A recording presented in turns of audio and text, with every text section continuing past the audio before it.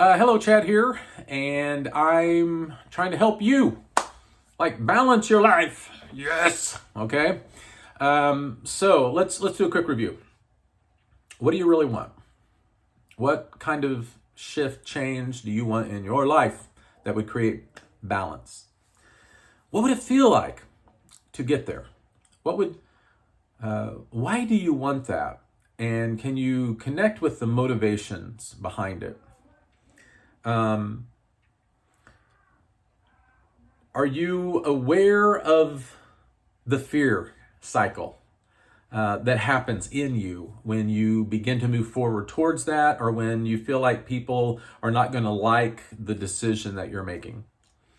And then, are you using I statements instead of you moron statements, so that people they can at least hear you? They may not agree with you. You may not agree with them, but at least it doesn't create an explosion. And then finally, I want you, and which, by the way, when you begin to move towards this, something we haven't talked about is then, we did talk about this. What is in what you want? What have you tried? What are you doing now? And then what's something you haven't thought about? And what would be a next step, right? Just a next step towards that. We call these small incremental steps, and that is how you accomplish anything, right? You learn from it. You take one step forward towards it, you learn from it. It's never a failure if you learn from it. So let's take a step and learn from the situation, figure out what we want, and let's try it. Let's just try something.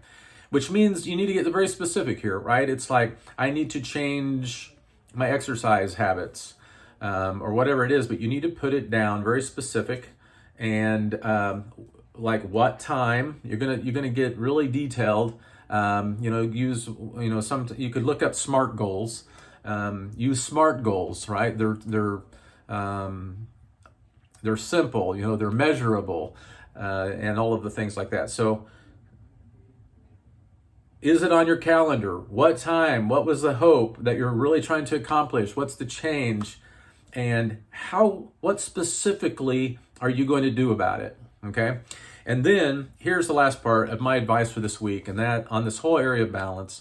And that is what I hinted at earlier. And that is, there's all kinds of things running that you're not aware of. And if I've said it once, I've said it a million times.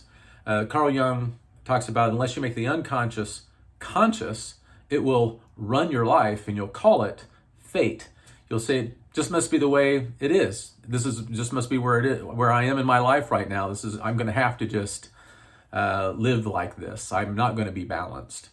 And I've worked with medical students that are crazy busy and help them develop a certain amount of balance back into their life. And I've worked with those who seem like they have absolutely no time.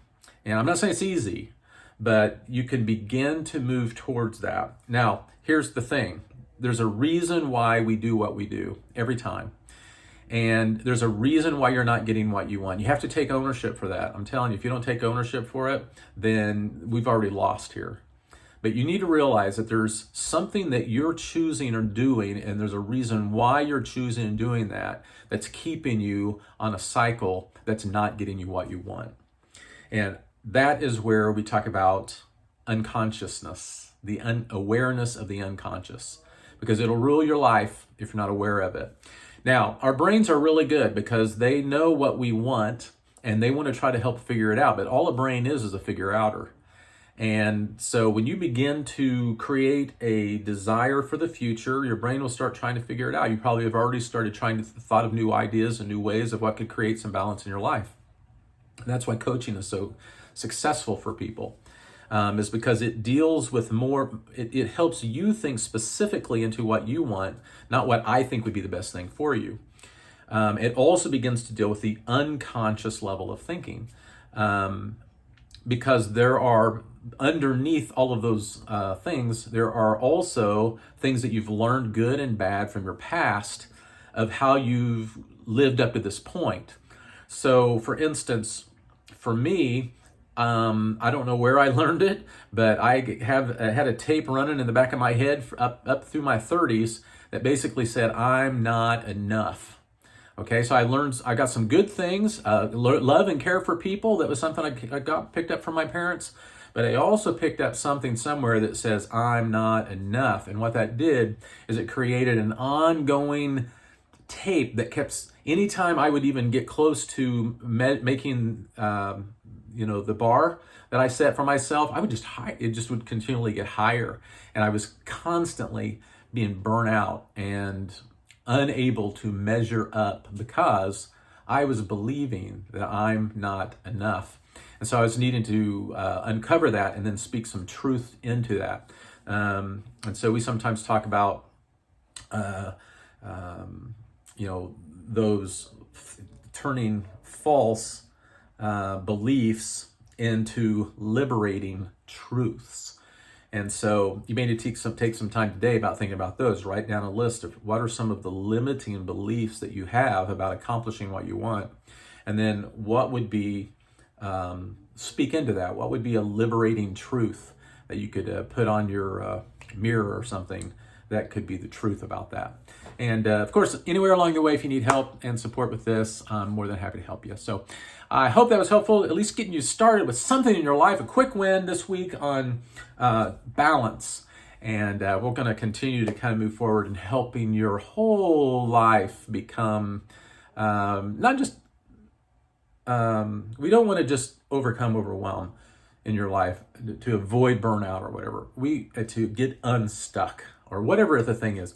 What we really want to see you is actually accomplish what you really want. What's on your heart? To bring passion back into your life again, and energy and excitement. So anyway, peace. Have a great day.